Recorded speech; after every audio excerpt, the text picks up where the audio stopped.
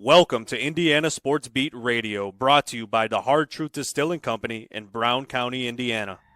So for the thousands in attendance and the millions watching around the world, it's time! Three on the way. Oh! It went in! It went in! And Indiana wins the ball game! Know your role and shut your mouth, you jabroni! Float game for the win! Ayler's gone. Goodbye. Touchdown, Indy. Woo! IU America. They got a football team now. It's pretty simple. I win. Google me. You know that I'm the cream of the crop. Now, from the Hard Truth Studios, here's Jim Coyle. Hello, sports fans. Jim Coyle with Indiana Sports Beat Radio. Thank you for stopping by our YouTube channel. Make sure to hit the subscribe and notifications toggle so you never miss a thing. All of our content up here every day. Looking forward to it. Thank you, and we'll see you on the radio. Welcome back to the Hard Truth Distilling Company studios on this Thursday, and that means a visit from our friend Bob Kravitz. How are you, sir? I'm splendid. How are you? I'm splendid. Love that. Or Splenda, one of the two. Just sweet, right? Oh, You are a sweet man. what is going on in the world of BobKravitz.com? Well, I'm just following the Hoosiers as they make their run to the NCAA tournament. I cannot believe that this team is on the bubble. Can you? Nobody can. Nobody I can. mean, they lost 8 out of 11 at one point. They've won a couple of games here recently. But I'm like, somebody said, maybe it was Lenardi or one of the composite deals said they're on the bubble, first one out, last four in, whatever. I'm like, are you freaking kidding me? But I will say this about Mike Woodson. His teams have historically finished strong, and they're doing it again. Yeah, they are pulling around. They've really done it had to do it with a short lineup last night as Malik Renew was unavailable, right, and that wasn't a plan. But they got a lot out of a little from the guys they needed to get it from. It was quite a battle with Penn State. 1, 2, 3, 4, 5, 6 guys at double figures for Penn State. And then also 1, 2, 3, 4, 5 for Indiana. That's a lot of scoring in a compact area. Yeah. But Yannick Conan Niederman, whatever his name was, he had his way early on. But then it turned out to be Ace Baldwin Jr., who had put in 22 points and with a 4 of 8 shooting performance from behind the 3-point line. He really pumped it in for him. But Indiana did what they needed to do down the stretch and got the job done again. Now the question is, you got the West Coast trip, then you come home to play Ohio State. Assuming they hold on and win, win all 3 or 2 out of the 3. Have to win 2 out of the 3. What's that? They have to win 2 out of the 3. You got to win 2 out of 3. But does that get them into the tournament, or do they have to win some games in the Big Ten tournament in order to make it?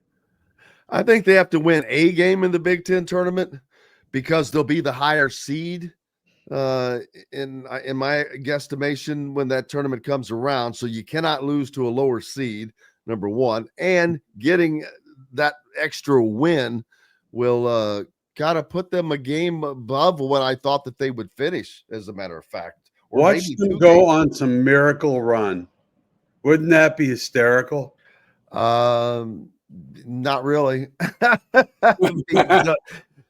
Yes, it would be, but it would certainly be ironic. But it would be very ironic. But I thought Galloway. I had to miss a good part of the game because I was in a class, which I'll tell you about later. Oh, yes, I want to talk about that. Yeah, the comedy class. But I watched the last 4 minutes now, and Galloway was the primary ball handler the entire way down the stretch. He had And 9 Miles assists. Rice off the ball, and he played well too. Absolutely, he did. He chipped in 13 points off the bench, and a good night, except for at the free throw line. 90% free throw shooter. Yeah. He was 3 of 6. Indiana's 2 best free throw shooters, Mackenzie Mbako and Miles Rice, combined to go 3 for 10. Whoa. That's the only reason the game was really close. That's hard to overcome, but they did it. So they did it with 3-point shooting. I know. At one point, weren't they 9 of 12 or something? I would say so, because they ended up 10 of 15. 10 of 15. I mean, who are these people? Just shows you, if only the last 3-4 years they had some outside shooting, Mike Woodson might still be here. Well, it's not only that, though, but it's the way the lineup is constructed. Right. No too You've big. only got right. And that is something he just refused to get away from this whole time. And, well, you've been able to see, it's clear the difference that it has made for this team. Oh, no doubt. No doubt. They are a better team when they go with the one big. Absolutely, and we'll see what they can get done. They have to head out to Washington and Oregon, which losing at Oregon will not kill them. It's an expectation. Winning at Oregon, well, that changes everything. If you win at Oregon, and you win out, you don't have to win again. I don't think. Well, I still don't think you can lose a game in the Big Ten, a first round game in the Big Ten tournament, because it will be against a quad 2 team, most likely. And then you probably end up out in Dayton. See, that's another thing. That's if you work in the media and you cover Indiana, the last time that this happened, Indiana had to go to Dayton.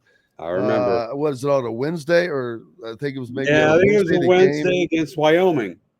Play the game, you win. I remember getting out of there at like 1:30 in the morning or something, maybe 2, but just driving straight to the Indianapolis airport. Yeah. Because to get on a plane to go to Portland. So that sucked. Let me tell you, it could have been someplace. It's all about our needs. Oh, I know, but I'm just saying that the NCAA didn't. That's not good for fans. It's not good for the teams. No. It's not good for anybody. But I kind of look. I'm not a Woody fan, but I hate to see anybody get whacked. As somebody who's gotten whacked a couple of times in the last couple of years, I hope he has his last laugh. A little bit of success. To go out, because he's still a great Hoosier. Well, and the funny thing is, some of the post-game comments last night, one of them was about the 3-point shooting, how the shots went down, and I can't remember what the first part of the question was. I'll have to pull it up in a little bit, but it was basically talking about how the shots went down, and he said, "I've been saying that bleep for 3 years." Yeah. It's true. So that is true.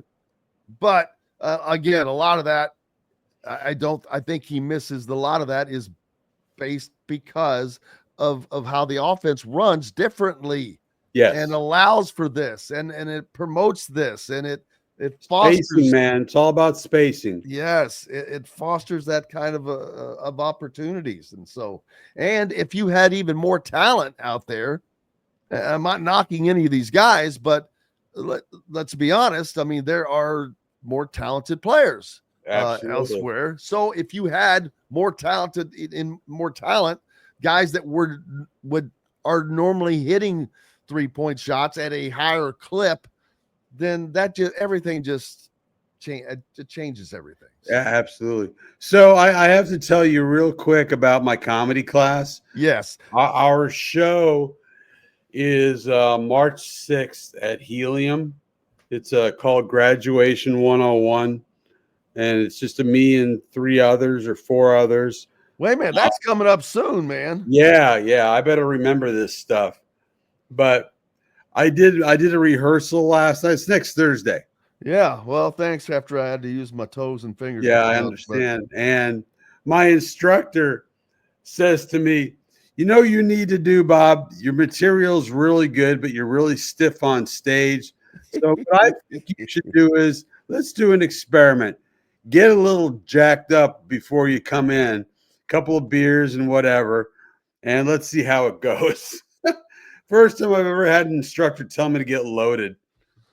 Hey, and I'm sure that did not, you didn't hate it. That's probably some of the best advice you've gotten. Well, we'll find out because I'm planning on doing it on Wednesday. Wednesday's our final rehearsal, so I'm gonna get a little bit in the bag and see how it goes. And if it doesn't go well, then I'll just go back to being semi-sober. Well, see, the good thing about doing it the other way, about not being sober, is if it goes bad, maybe you don't remember. Well, I'm not going to get that bad. I promise you. It's like 7 minutes of material. I don't know how your brain works, but I'm Not almost very 60. well. I'm almost 65, and I've sacrificed a lot of brain cells. And I'm telling you what, remembering 6 to 7 minutes worth of material off the top of your head is really challenging. So what prompted this? Midlife crisis, except I'm old. I've done it once before. I did it with a friend, I did with see Scott that. Long.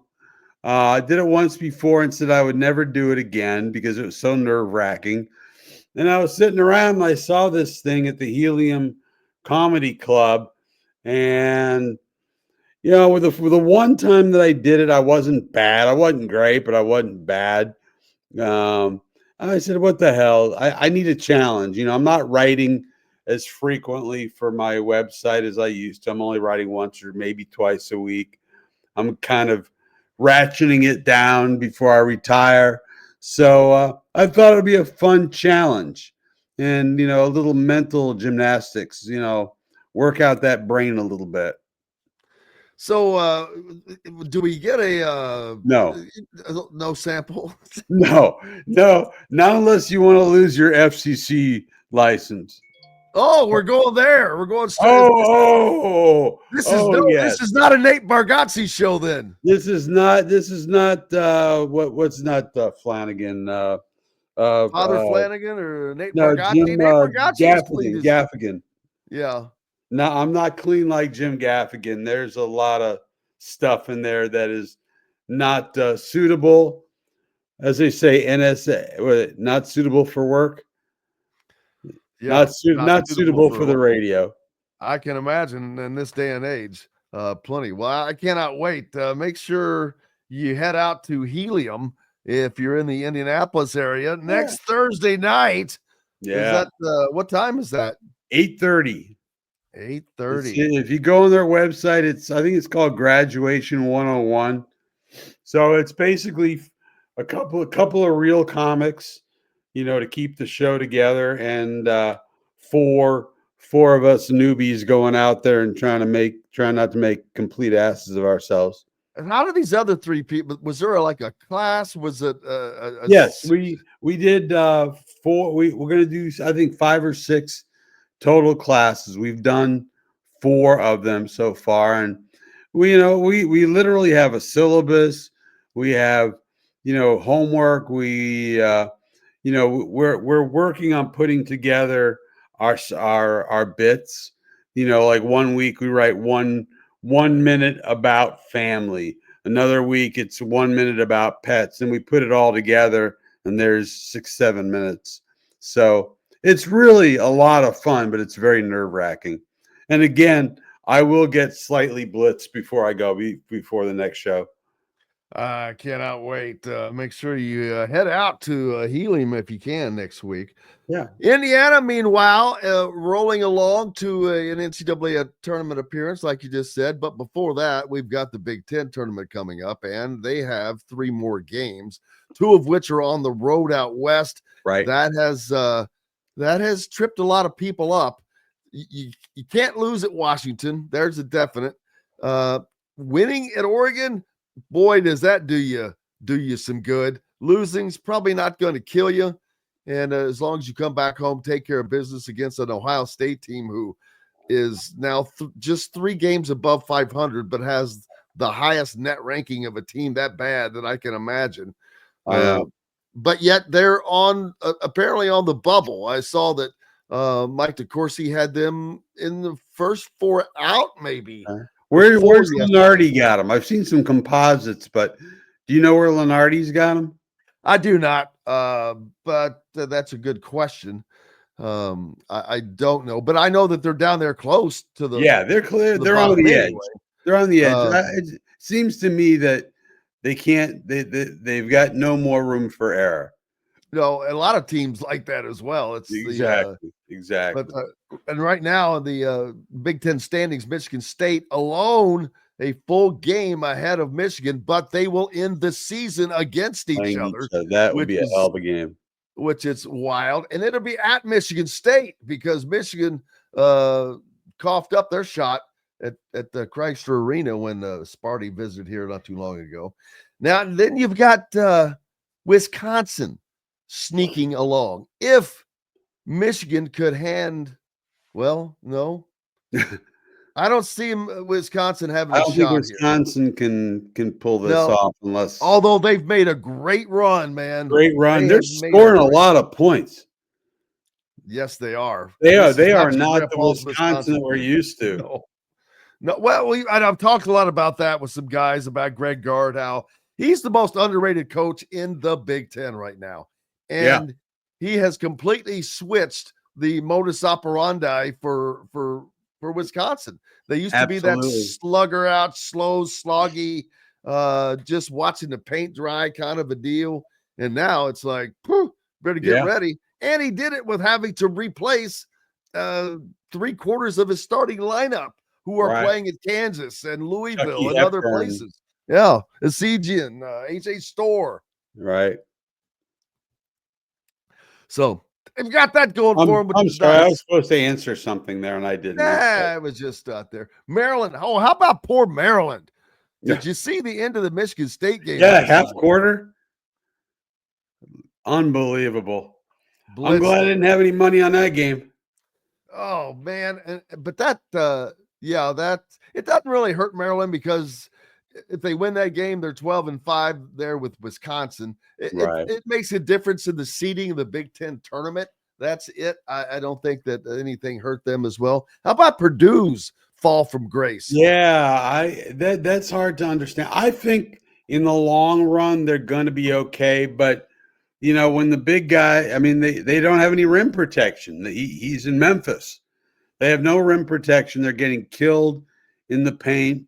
Kaufman ran in first. If they're in foul trouble, they're screwed. You know, I mean, they're really in trouble. First just doesn't bring a lot. He doesn't. He just doesn't bring much at all. Trey Kaufman-Renn can score when he does not have to go up against a 7-footer, someone like that, because he's not a 5. He's a stretch 4 maybe. Yeah. And he does a good job there. But yeah, I can't believe Purdue hasn't gotten one of those 7-footers to be able to come around. But obviously, well, they had the Jacobson kid who got hurt early in the season. Oh yeah, they had a 7'2" or 7'3" guy, I believe Jacobson, and he got hurt early in the season, and so yeah, Purdue without a big boy, it's kind of unusual. But the thing is, for Purdue to do anything, they need Colvin and or Heidi to come along, and they just have not. They have not taken the jump that they needed to take this year, in my view. That's something I agree with 1,000%, because both of those guys are players that I would have thought would have really been adding something to Purdue. And I'll tell you, point out something else that could be helping them right now. A guy named Mason Gillis. Oh yeah. He's playing at Duke. He's going to be playing for a national championship. something That that he he will. could not have done at Purdue. Although they played for one, they would never Right. win one. Well, he was the perfect glue guy. The perfect glue guy. He could guard multiple positions, could score. Losing him was a big deal, but I'm happy for him. I just wish they'd stop doing those stupid card commercials with him here in Really? Indy. I haven't. They do card See. commercials with Mason Gillis and Braden Smith. I'm like, yeah, the dude's in Duke. Luckily I don't have to see those. Rutgers is at Michigan tonight in Ann Arbor. Shouldn't be much of a problem for Michigan, but you never know. UCLA travels to Purdue tomorrow.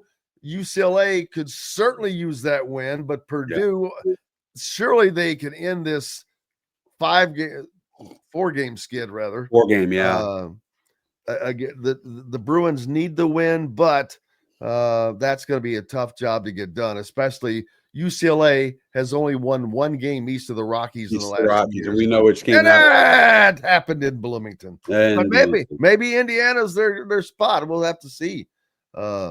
But Minnesota, Nebraska trying to hang on to a spot in the NCAA tournament. They looked solid, then they didn't, and they came back, and so they're kind of fading here and there. Yeah, Big Ten tournament's going to be really fascinating because you got a lot of it's a little top heavy. Then you got a couple of teams that I think have a chance.